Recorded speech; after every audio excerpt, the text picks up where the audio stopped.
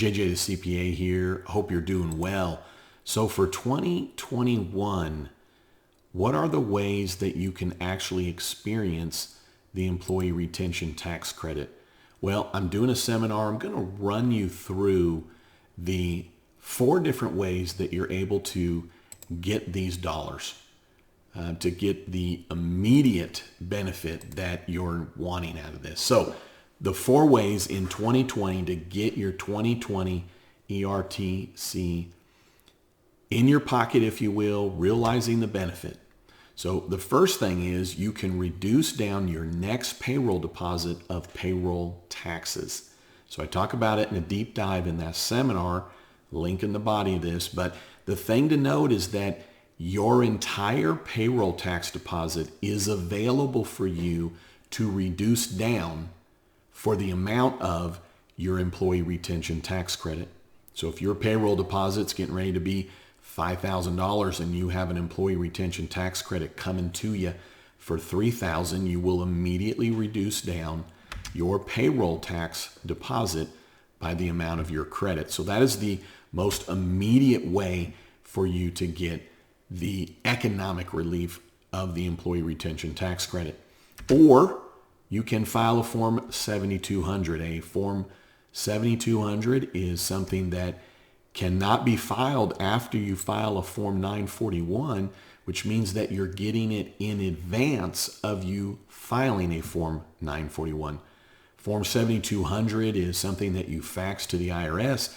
You fill it out. It's a fairly straightforward form, but you send it to say, here's my credit. The thing to note, though, is that you still have to, no matter what, report your wages and the calculation of the credits on your Form 941, even if you are filing a Form 7200. Now, in that seminar that I've done, you're going to get immediate access to 10 different videos, and it's a live Zoom. But one of the videos that you'll get immediate access to is how to apply for the Form 7200, like how to complete it, give you an example, go through the instructions, highlight it, give you the form, highlight what you need to pay attention to, and then I actually have a expanded seminar of PDF that you get, that this is one slide out of that. But anyways, that's the second quickest option to be able to realize the benefits of this. The other is to report it on your Form 941, and then you would get a refund there. Now, you can do a combination of, you could reduce down a payroll deposit. You could also do submit a Form 7200. Now, of course, you can't be doing these things more than what you would anticipate your credit to be. But then on your Form 941, this is where everything is then reconciled. That's due April 30th for first quarter. It's due the end of the following month of each calendar quarter. But that's the last date also to be able to file that Form 7200. So lining up for you how those two things work together. Now, once you file a Form 941, you don't file a Form 7200, the example here for first quarter.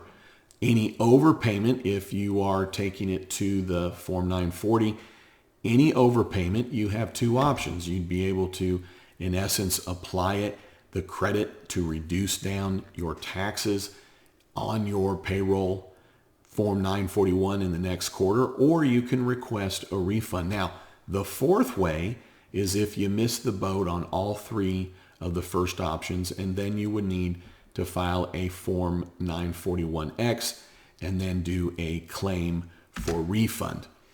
So what you want to look at here is, first of all, obviously, what is your credit?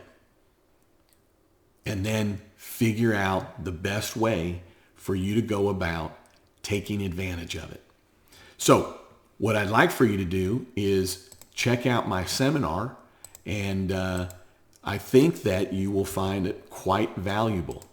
I'm going to pull up for you here my seminar. If you don't mind, give me just a second, and I'm just going to walk you through this really quick, but you'll get immediate access to everything here. Look at all this stuff. 10 videos, research video, links, spreadsheets, every kind of link related to this. I do a deep dive into aggregation, how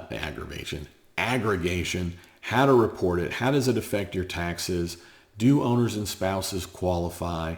You're going to get access to my part 1 seminar that I did. Everything in there is good to go. It's just now that the new law, we have expanded now to get this credit all the way through the end of the year. Also, we know that this credit is now $7,000 for quarter 3 and $7,000 for quarter 4 for the potential. That's a $28,000 potential employee retention tax credit per employee for 2021. This is something that I think you would want to check out. How to file a Form 941, how to complete the 941X, how to fill out and file the Form 7200. And then I'm going to do a deep dive again on the things that have just come out in the last several weeks, the FAQs by the IRS, the new updated Form 7200. We know we're going to be looking at a new Form 941X. So lots of great information in that seminar. All right. Hey, thanks for tuning in. I'd love it if you'd subscribe. And then don't you ever forget, you've never met a CPA quite like me. All right. Have a great one.